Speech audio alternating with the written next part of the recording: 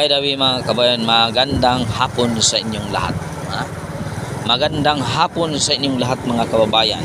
Magkakaroon po tayo ng feeding program mga kababayan kung sakaling may bukas ang iyong puso't isipan, may bukas ang iyong may excess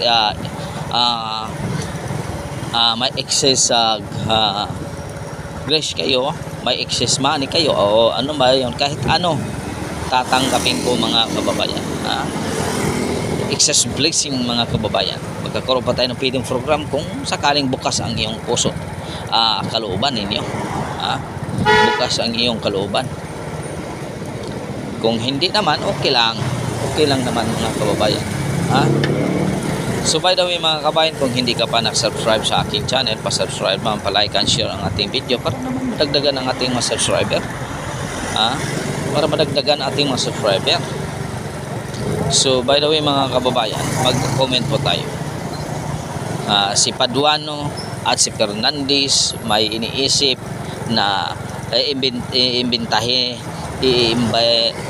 imbitahin ulit ang dating Pangulo para sa kalantuad hearing tungkol sa war on drugs. Kung hindi daw dadalo, maglalabas sila na contempt order.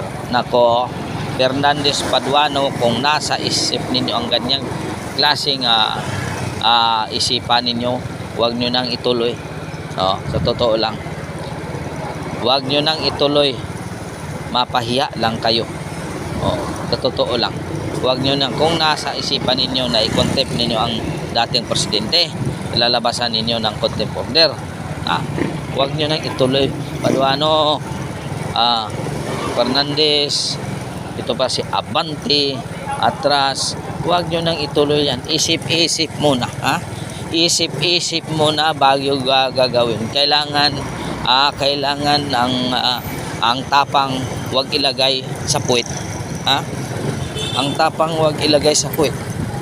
Ilagay yan sa utak.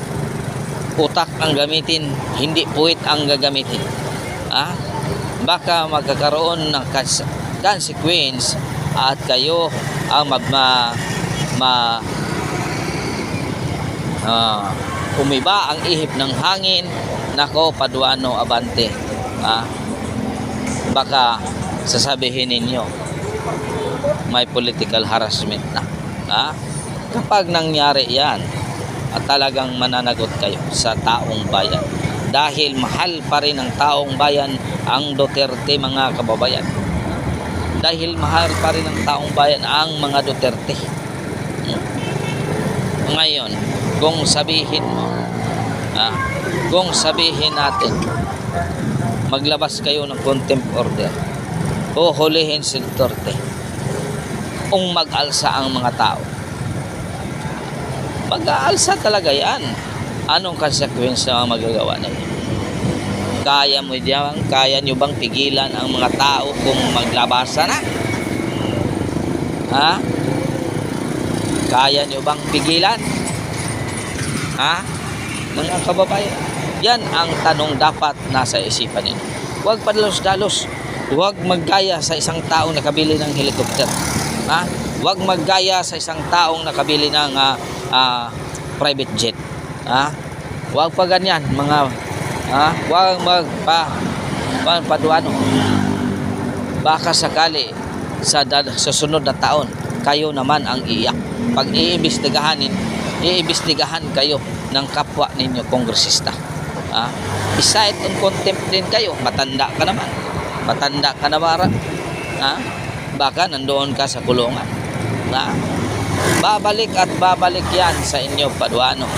Babalik at babalik yan sa inyo, Abante, Fernandez. Barbers, babalik at babalik yan sa inyo sa susunod na hindi na ang hangin na nakapalibot sa inyo.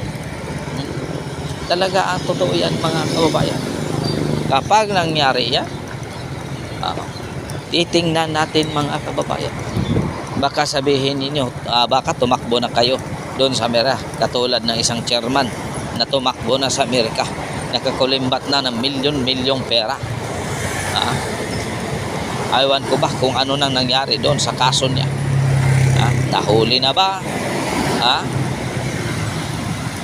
Noon, palagi itong mga kababayan, itong mga tao to na palaging bukang bibig ang korupsyon. Palaging bukang bibig ang korupsyon.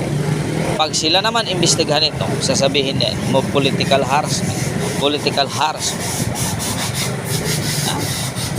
Tingnan natin. Sige, maglabas kayo. Hinahamon namin kayo.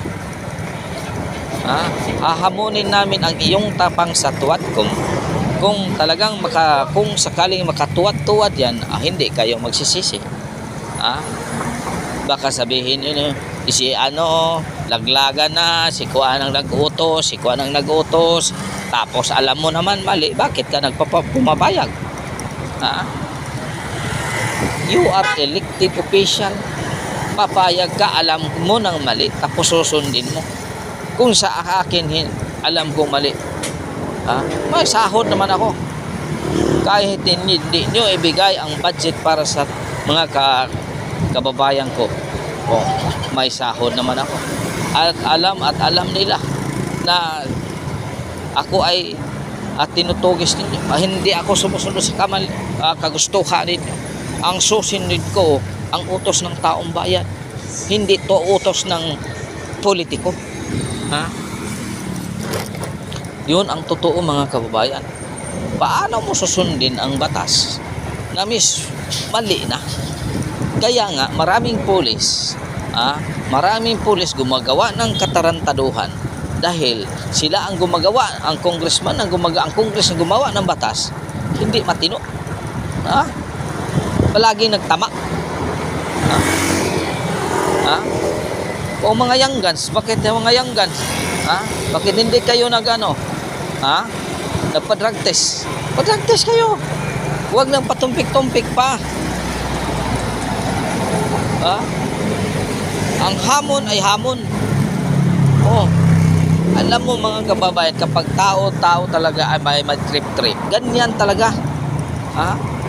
Pag kumakain ka ng isang pulburon, yung pulburon na pinakamasarap na pulburon, ay talaga ganyan talaga. Sabi pa ng isang congressman, alam mo matagal na ako sa pulis na investigasyon ng ganyan, pero ganon, talagang may discrepancy. Pag sinalungat, magagalit. Matagal na ako sa investigasyon sa pulis. Alam ko yan. Alam mo naman pala, bakit ka na nag-imbestiga? May konklusyon na kayo, tapos nag-imbestiga pa kayo. By the way, mga kabayan, maraming salamat sa inyong suporta. Hanggang dito na lang po, mga kababayan. Traffic na. God is good all the time. God is good. Pitching out kaninyong tanan, mga kababayan. PM lang kayo sa akin, mga kabayan, kung sakaling bukas ang iyong kuloban sa mga kababayan natin na mabigyan natin ng parte-parte. Yun lang, mga kabayan. Maraming salamat po.